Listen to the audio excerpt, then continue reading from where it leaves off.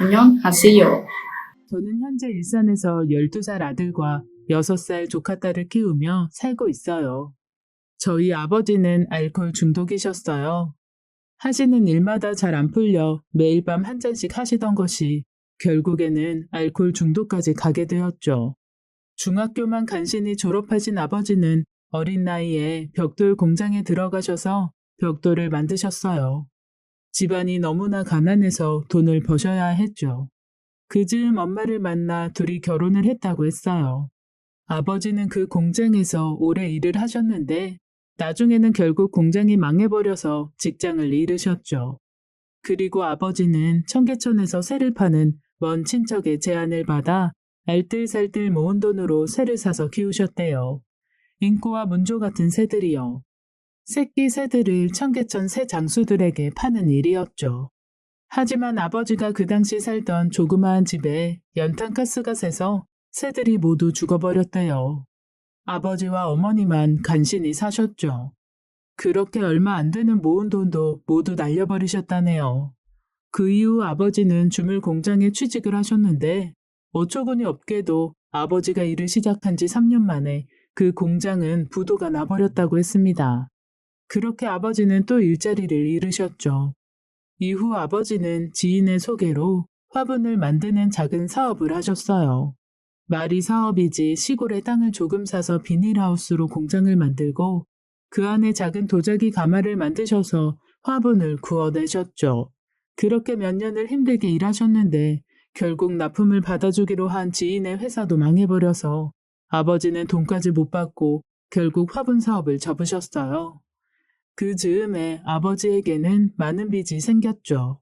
결혼 후 아등바등 작은 빌라집을 매매하셨지만 그 집에서 1년도 채 못 살고 다른 사람에게 전세를 주고 그 전세금으로 차린 작은 가내수공업 공장이었어요. 결국 아버지는 마지막으로 빌라집을 판 후 조금 남은 돈으로 치킨집을 여셨대요. 처음에는 무척이나 장사가 잘 되었어요. 아버지도 정말 목숨을 걸고 장사를 하실 정도로 절박하게 장사를 하셨죠. 그래서 그런지 반년간은 정말 손님이 많았습니다. 그때 제가 19살이었고 남동생은 16살이었는데 매일 치킨을 먹을 수 있어서 정말 좋았던 기억이 납니다. 하지만 그것도 잠시 97년 외환 위기로 인한 경제 위기가 한국을 뒤덮게 되었고 아버지가 모든 걸 걸었던 가게도 망해버리게 되었죠. 남은 것은 빚뿐이 없게 되었습니다. 태어나서 지금까지 한 번도 게을리 사신 적이 없으셨는데 결과는 저렇게 되었어요. 그날 이후 아버지는 술을 마시기 시작했습니다. 하루 한 병 소주를 마시더니 한 병이 2병, 2병이 3병으로 늘어나기 시작했죠. 그렇게 아버지는 알코올 중독자가 되었고 제가 23살이 되었을 때 아버지는 간경화로 세상을 떠나셨어요. 어머니도 고생이 참 많으셨습니다. 아버지가 화분 공장을 하셨을 때는 어머니도 아버지와 함께 매일 화분을 만드셨고 평생 꾸미셨던 집을 사신 이후 1년 만에 어쩔 수 없이 파실 때는 참 많이도 우셨죠. 그리고 치킨 장사를 했을 때는 어머니가 매일 손에 기름 화상을 입어가며 치킨을 튀기셨습니다. 아버지는 배달을 하셨거든요. 하지만 결국 다 망해버리고 나서 아버지가 술에 빠져 살자 결국 어머니 혼자서 아파트 입주 청소를 하시며 저희들을 먹여 살리셨습니다. 본인은 저희 남매와 반지하방에서 살면서 남들 새 아파트 청소를 해주시며 돈을 버셨죠. 그렇게 살아보기 위해 애를 쓰셨지만 결국 어머니도 아버지가 떠나시고 2년 뒤에 간암으로 돌아가셨습니다. 지금도 고생만 하시고 떠나신 엄마 아빠를 생각하면 가만히 있다가도 눈물이 나요. 그렇게 세상 천지에 저와 제 남동생만 남게 되었죠. 그때 제 나이가 25살이었고 남동생은 22살이었어요. 그날 이후로 제가 집안의 가장이 되었어요. 친척들이라고 해봐야 왕래도 거의 없었기에 당시 저희에게는 아무런 도움도 못 되었죠. 저는 남동생을 애지중지하며 키웠어요. 어려서부터 무척이나 남동생을 아꼈죠. 남동생도 저를 잘 따랐고요. 남들은 남매끼리 잘도 싸우고 사이가 안 좋은 남매도 많다고 했는데 적어도 저희는 그런 것이 전혀 없었죠. 저는 대학을 못 갔어요. 그때 아버지의 치킨집이 망하고 최악으로 가정 형편이 어려웠던지라 갈 수가 없었죠. 대신 아울렛의 화장품 매장이나 속옷 매장 마트 캐셔 등에서 일을 했어요. 그렇게 번 돈으로 남동생 학원도 보내며 공부를 시켰고 결국에는 서울에 있는 대학까지 보낼 수 있었어요. 그런 남동생은 제 자랑이었습니다. 부모님도 모두 저희 남매를 떠나셨고 친척도 집도 돈도 아무것도 없던 저였기에 남들보다 더 남동생에게 집착을 했었던 것 같아요. 제게 남은 것은 남동생뿐이 없었거든요. 저는 비록 대형마트 같은 곳에서 10,000원에 3장씩 파는 싼 티만 사 입어도 언제나 남동생에게는 브랜드 옷을 사주곤 했었어요. 남동생이 대학 생활을 할 때 가난하다는 이유로 남들에게 업신여김을 당하지 않게 하고 싶었죠. 그렇게 일을 하며 동생 뒷바라지를 하다 보니 어느새 남동생은 졸업을 했고 졸업 후 당당하게 7급 공무원 시험에 합격을 했습니다. 그때는 얼마나 남동생이 자랑스럽고 멋있던지 둘이서 말도 안 될 정도로 비싼 호텔 뷔페까지 찾아가서 파티를 했었죠. 남동생은 제 자랑이자 모든 것이었던 것 같아요. 그렇게 최선을 다해 살다 보니 저도 어느덧 30을 향해 가고 있었어요. 고등학교를 졸업 후 일만 하고 돈을 벌다 보니 연애 한 번 못하고 나이가 30을 향했죠. 그런 생각을 할 때 한 남자가 제 인생에 들어왔습니다. 그때는 제가 한 작은 디자인 회사에서 일을 하고 있을 때였어요. 돈이 점점 더 많이 필요할 때라 더 좋은 직장이 필요했던 저는 국비 지원으로 디자인 관련 자격증과 공부를 해서 광고 회사에 취직을 했었거든요.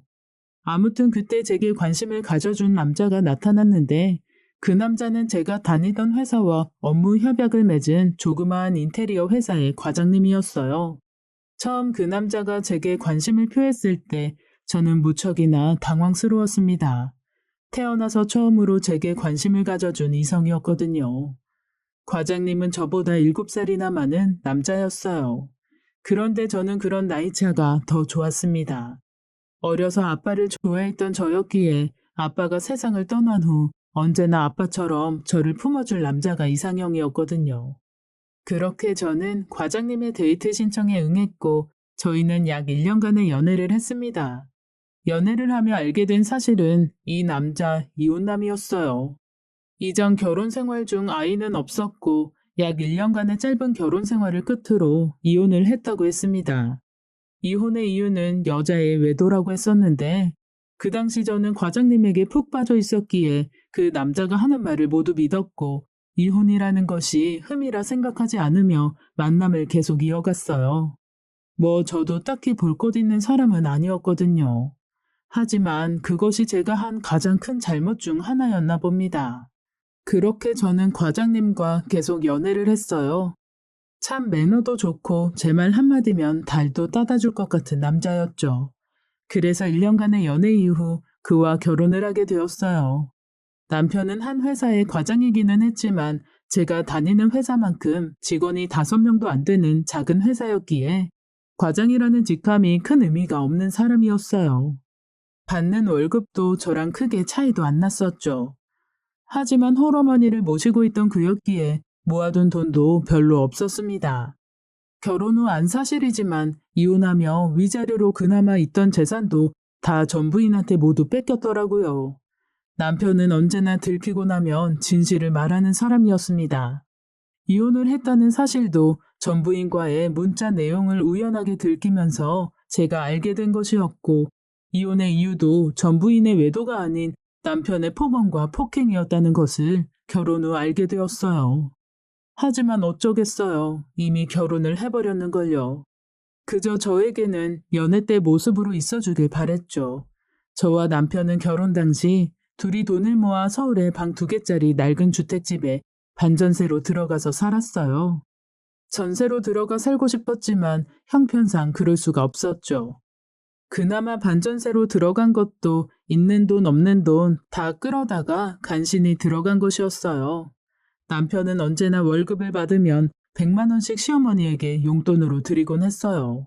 그 사실도 결혼 후 알게 된 부분이라 마음에 들지 않았지만 시어머니 연세가 워낙 많으시고 수입원이 없었기에 그 돈마저 없으시면 길에서 폐지를 줍는 일을 하셔야 해서 어쩔 수 없이 이해를 하고 넘어가게 되었습니다. 하지만 저희 입장에서 한 달에 100만 원은 결코 작은 돈이 아니었어요. 그렇다고 남편이 남은 월급을 모두 저에게 가져다 주는 것도 아니었죠. 언제나 자기 유흥에 써버리는 정말 분리수거도 안 되는 인간이었습니다. 남편은 결혼 후 사람이 변하더라고요. 연애 시절에는 참 좋은 사람이었는데 결혼을 하고 나서 바로 변해버렸어요. 집에서는 정말 가부장적인 남자 그 자체였죠. 또 얼마나 마초 같은 사람인지 집에서는 자기가 왕이라 생각하는 남자였어요. 밖에서는 사람들한테 굽신거리는 인간 주제예요. 그 때문에 신혼 초부터 무척이나 싸웠습니다. 그러다가 제가 임신을 하게 된 것이었어요. 남들이야 저런 남편과는 이혼하고 제 삶을 찾으라 했지만 부모 없이 힘들게 커온 저였기에 적어도 제 자식에게는 아빠라는 사람을 만들어주고 싶었습니다. 그래서 이혼에 대한 것을 고민하고 있을 때 남편이 제 임신 소식을 알게 되었고 그 이후에는 다시 연애 때의 모습으로 잘해주더라고요.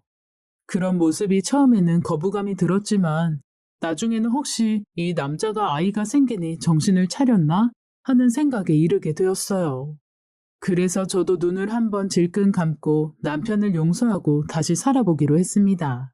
지금 생각해도 참 바보 같은 결정이었네요. 그날 이후 남편은 제게 참 잘해줬어요. 입덧을 하는 저를 위해 계절에 맞지 않는 과일도 구해다 주고 좋은 음식들도 구해와 직접 요리까지 해주며 참 달라진 모습을 보이더라고요. 그래서 임신 기간에는 의외로 편안한 결혼 생활을 했습니다. 남편은 이쯤 회사를 그만두고 자신의 인테리어 사무실을 차렸어요. 처음에는 주변 인맥을 이용해서 어느 정도 밥벌이가 되었죠. 약간의 돈을 모을 수 있으니 경기도 외곽의 작은 빌라집도 매매를 할 수 있었어요. 비록 주변에 소규모 공장과 밥뿐이 없는 허허 벌판에 만들어진 저렴한 빌라였지만 처음 가져보는 집에 기분이 무척이나 좋았어요. 그리고 어느덧 1년이 되어 저는 딸아이를 낳았습니다. 그 아이를 무척이나 아꼈었죠. 그렇게 남편도 성실하게 살아가는 듯 했고 저도 작지만 저희 부부의 집에서 아이를 키우며 나름 행복한 삶을 살아갔습니다. 그러던 어느 날 저는 충격적인 내용의 문자를 남편 핸드폰에서 발견하게 되었어요. 늦은 새벽까지 아이 수유를 하고 트림을 시키고 잠을 재우려는데 남편 전화에서 문자 소리가 계속 울렸습니다. 그때 남편은 술을 늦게까지 마시고 들어와서는 옷도 제대로 벗지 않고 골아 떨어져 있었죠. 저는 핸드폰 소리에 아이가 깰까봐 핸드폰을 무음으로 해두려 하다가 그만 그 문자 내용을 보게 된 것이에요. 안녕하세요. 여자로 추정되는 사람과의 대화 내용이었는데 서로 사랑한다는 내용에서부터 이전날 그들만의 지난 잠자리 이야기까지 정말 충격적인 내용들이었죠. 바로 그 여자에게 전화를 해서 따져 물었습니다. 여보세요? 당신 누군데 내 남편한테 이딴 문자를 보내는 거야? 대체 둘이 무슨 사이야?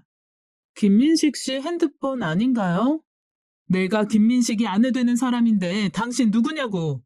아, 김 사장님 안 사람이시구나. 사장님 좀 바꿔주실래요?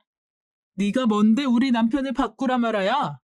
저는 너무나 흥분을 해서 그 여자에게 갖은 안 좋은 소리들을 쏟아 부었어요. 하지만 그 여자는 무척이나 담담하게 전화를 받더라고요. 교양업계, 어디서 큰 소리예요? 내가 누구냐면 당신 남편이랑 당신보다 더 깊은 사이라고 말해주면 궁금증이 좀 풀리려나? 남의 사생활에 관심 끄시고 김 사장님한테 내일은 바빠서 보기 어려우니까 모레 보자고 말 좀 전해주세요. 그렇게 말하고 그 상간녀는 전화를 끊었는데 그 여자의 당당함에 말문이 막히더라고요. 저는 바로 남편을 깨워 따져 물었어요. 도대체 밖에서 무슨 짓을 하며 돌아다니냐고 화를 냈죠. 그러자 남편은 제게 무덤덤하게 말을 했어요. 그래서 어쩌라고. 내가 하나뿐인 인생 살면서 꼭 너 하나만 사랑해야 하냐? 거참, 이기적인 여자네. 뭐라고? 이기적이라고? 야, 김민식이 지금 내 앞에 무릎 꿇고 빌어도 시원치 않을 판에 이기적이라고? 무릎. 주제 파악 못하네. 그냥 이혼이나 하자. 나 원래 맛있는 반찬도 두 끼는 안 먹는 사람인 거 몰랐냐? 내가 원래 입이 짧은 사람이야. 그 말에 저는 남편과 대판 싸움을 시작했고 남편은 제게 손을 대며 때리기까지 했습니다. 제가 울면서 남동생에게 전화를 하자 남동생이 한 걸음에 달려와 남편과 몸싸움까지 하게 되었죠. 그렇게 경찰까지 와서야 일은 간신히 마무리되었고 저는 이혼을 하게 되었습니다. 재산을 분할할 것도 없었고 위자료 청구할 것도 없었어요. 남편은 이미 재산을 그 여자 앞으로 숨겨두었는지 정말 무일푼 그 자체였습니다.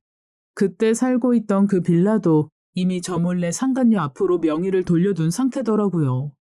그 상간녀는 남편 인테리어 가게와 벽지 거래를 하던 곳의 여직원이었어요. 나이도 20 후반뿐이 안 된 젊은 애였는데 이혼녀라고 했어요. 저는 그저 위자료 청구 소송을 해보았지만 남편은 무일푼이기에 받을 수 있는 것이 없었죠. 멍청했던 제게 법은 어떠한 도움도 주지 못하더라고요. 그렇게 정말 빈털터리인 채로 피덩이 갓난쟁이와 아이용품 몇 가지 그리고 제 옷 두어 벌을 가지고 집을 나왔어요. 제게 남은 것은 상처와 딸내미뿐이었죠.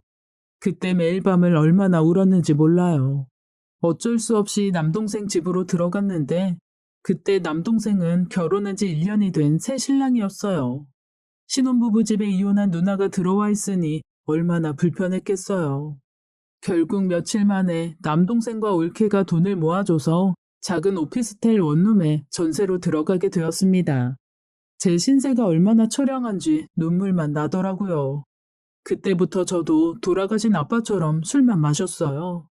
전 원래 술을 못 마시던 사람이었는데 저도 매일 잠이 안 와 한두 잔 마시던 소주가 한 병으로 늘고 그러다 보니 두 병으로 늘면서 어느 순간부터는 술 없이는 잠을 못 자겠더라고요.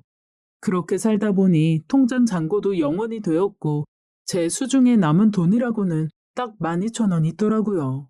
아기 분유를 보니 반통쯤 남아있었는데 남아있는 돈으로는 분유도 못 살 듯 했어요.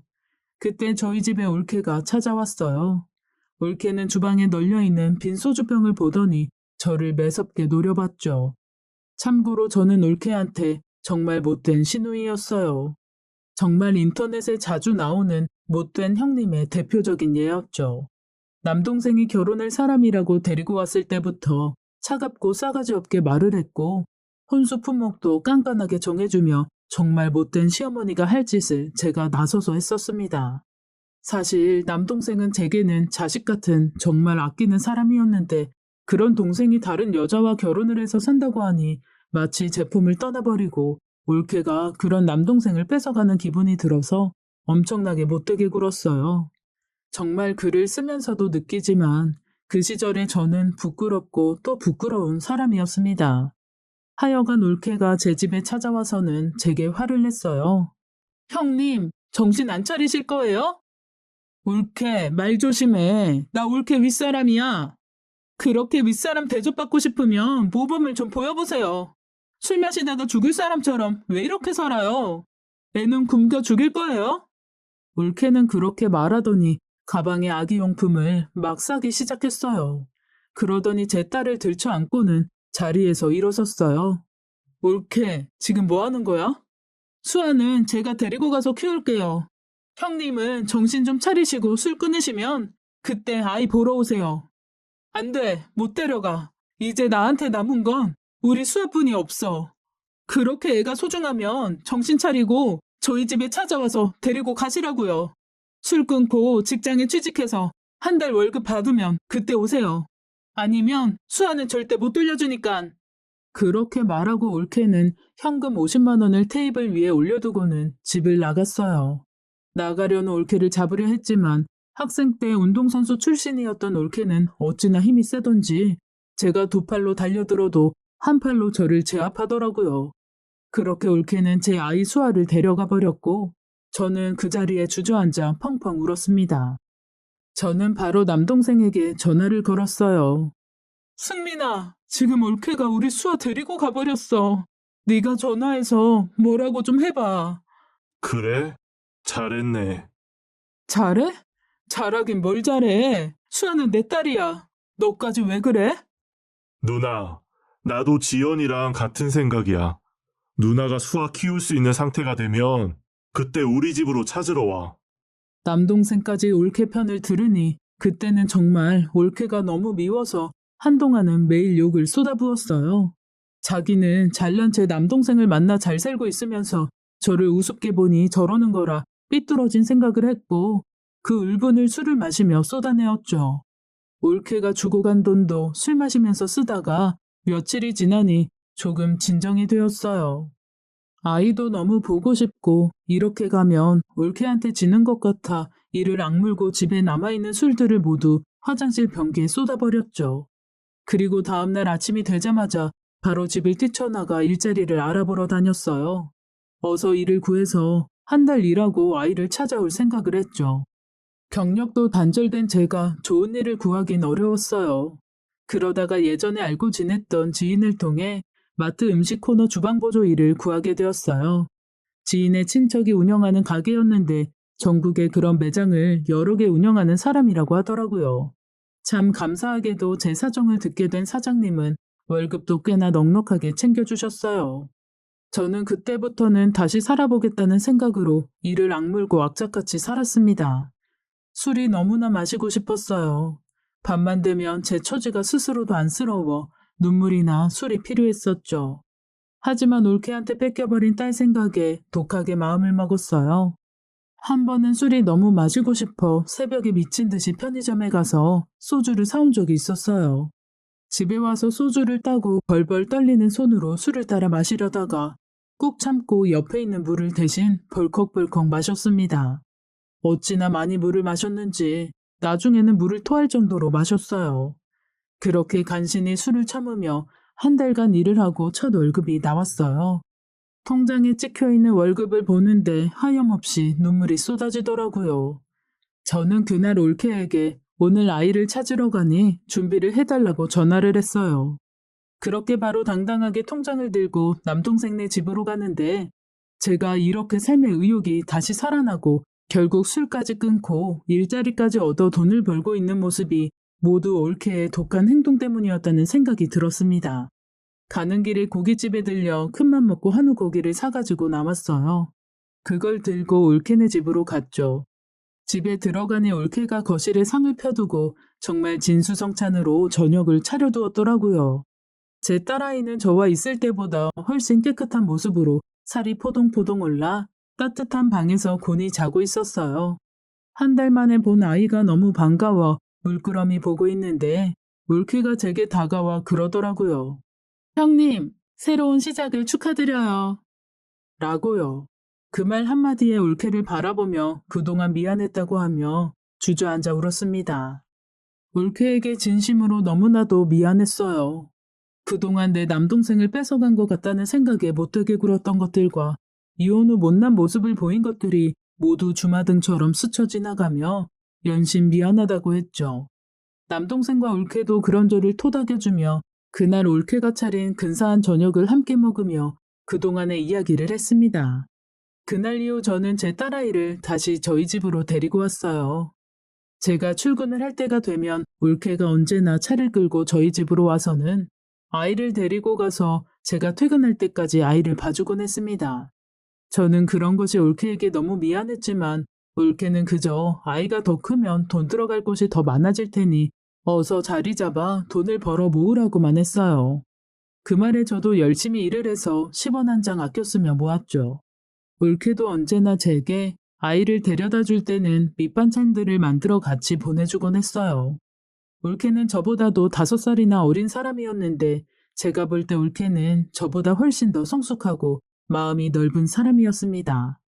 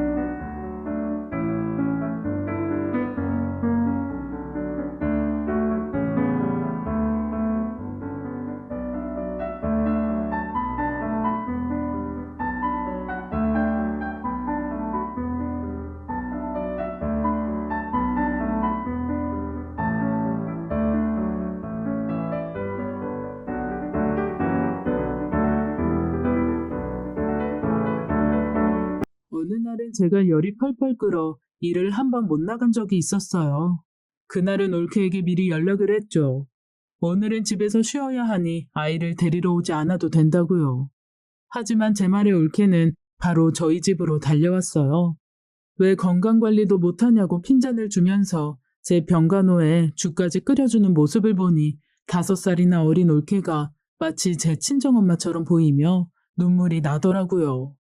올케가 저를 부축해 병원을 다녀온 후 약을 먹고 누웠는데 약 기운 때문에 몽롱해지면서 잠이 스르륵 들었어요. 나중에 올케가 말해줘서 안 사실인데 제가 잠이 들며 올케한테 그랬다네요. 엄마, 고마워. 라고요. 올케는 늦게까지 아이를 갖지 못했어요. 제 남동생과 사이가 무척이나 좋았는데 아이가 들어서지 않았죠. 그 때문에 항상 저한테 고민을 털어놓곤 했어요. 저도 그런 올케가 안쓰러워 몸에 좋다는 것들은 무척이나 구해와서 먹였지만 좀처럼 아이가 안 들었었습니다.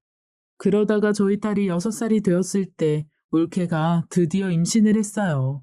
그날은 어찌나 기쁘던지 제 일처럼 올케와 함께 방방 뛰며 좋아했죠. 저도 올케에게 받은 것이 있기에 임신한 동안에는 제가 일주일에 서너 번씩 올케네 집을 찾아가서 청소도 해주고 빨래도 해주고 먹고 싶은 것이 있으면 만들어주곤 했어요. 10개월간 그러다 보니 올케는 그토록 바라던 아이를 무사히 출산을 했습니다. 건강한 사내 아이였죠. 올케가 출산을 한 이후 제가 산후조리까지 다 해주었어요. 지인을 통해 좋은 미역도 구해오고 나름 정성을 다했죠. 그렇게 해도 제가 그동안 올케에게 받은 은혜에 비하면 별거 아니었지만요. 그래도 제 모습이 올케는 무척이나 고마웠나 봐요. 한 번은 제 손을 잡고는 고맙다고 눈물까지 보이더라고요. 그렇게 힘든 세상 서로를 의지하며 살아갔습니다. 그러던 어느 날 조카가 3살이 되었을 즈음 올케가 몸에 이상을 느끼기 시작했어요. 심상치 않음을 느낀 저는 올케를 데리고 대학병원을 갔죠. 하지만 그곳에서 저는 하늘이 무너질 듯한 이야기를 듣게 되었어요. 올케는 대장암이었어요. 그 소식에 정말 병원에서 혼자 대성통곡을 했네요. 그때 올케가 겨우 35살이었는데 이렇게 건강하고 젊은 올케가 암이라니 정말 믿을 수가 없었죠. 하지만 다행히도 올케의 대장암은 초기에 발견이 되었고 수술로 제거가 가능하다고 했어요. 2기 대장암이었는데 수술 후 예후도 좋았죠. 그래도 암은 암 아니겠어요. 그날 이후로 매일이 가슴이 무겁고 조마조마했습니다. 하지만 다행히도 올케는 3년이 지난 지금도 아무런 문제 없이 잘 살고 있네요. 정말 하늘에 감사한 일이지요. 재작년에는 올케와 아이들만 데리고 제주도에 일주일간 여행을 다녀온 적이 있었어요. 우리나라라고 하기엔 믿기 어려울 정도의 파란 바다와 성산 일출봉도 보고 여러 숲길도 거닐어 보며 행복한 한때를 보냈었죠. 둘이 함께 유채꽃밭에서 사진을 찍을 때 지나가던 노부부가 저희에게 그러더라고요. 어쩜 자매가 이렇게 사이가 좋아 보이냐고. 그 말에 올케가 물었어요. 어르신, 저희가 닮아 보이나요? 그러니 그분들이 그러시더라고요. 아주 똑 닮은 사이좋은 자매처럼 보인다고. 그 말에 저와 올케도 기분이 좋아 웃을 수 있었습니다. 그날 올케와 애들을 재우고 숙소 테라스에 나와 둘이 밤바다를 바라보며 이야기를 했어요. 저는 그렇게 못된 신우였던 제가 이혼했을 때 왜 저를 도와줬는지 올케한테 물어봤죠. 그러자 올케가 사실 이건 아무한테도 말 못한 비밀이에요. 남편한테도 말 못한 건데 형님한테만 특별히 말할게요. 저희 아빠도 제가 아주 어렸을 때 돌아가셨어요. 술을 너무 많이 마셔서 간에 문제가 생겨 돌아가셨다네요. 그래서 엄마가 혼자서 저를 키우셨는데 너무 가난하고 힘들어서 매일의 삶을 포기하고 싶으셨대요. 그런데 어린 저를 보며 꾹 참으며 이겨내셔서 지금까지 저를 잘 키워주신 거라고 했었어요.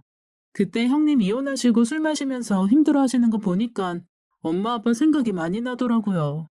그래서 외면할 수가 없었어요. 그리고 무엇보다 저는 한 번도 형님을 남이라 생각한 적이 없었거든요. 내가 그렇게 못되게 굴었을 때도? 그땐 정말 때려주고 싶었던 가족 정도요? 고마워, 올케. 저도요, 형님. 신우이와 올케 사이가 친해지기 쉽지 않은 사이지만 현재 저희는 마치 자매처럼 서로를 돕고 힘이 되어주며 살고 있습니다. 제 사연을 읽어주셔서 감사해요. 올케가 앞으로도 언제나 건강하길 바라며 이 글을 적어보았습니다. 안녕하세요.